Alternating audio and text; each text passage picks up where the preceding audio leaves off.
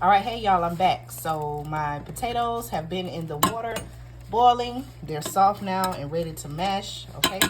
So basically what I did was I took them out of the pot. Okay, the pot is right here. And then I put them in this strainer, okay? Now what I'm about to do is, I have mine. Now you can use regular milk, okay? I'm using almond milk, all right?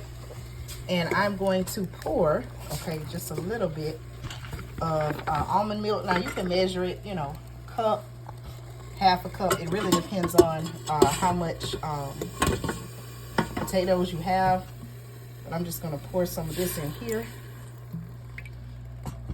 And I'm gonna let this heat up, okay? What this is going to do is, it's gonna help my potatoes once I get them in my other container, in the final glass dish is going in. I'm gonna pour this warm almond milk over my mashed potatoes, and that's going to, you know, kind of give it a creaminess, okay? All right, y'all, so I'm gonna let that heat up. It's not gonna take too much long. I'm using the same pot that I cooked the potatoes in. As a matter of fact, let me turn that up a little bit, and I'll be back once this heats up, okay?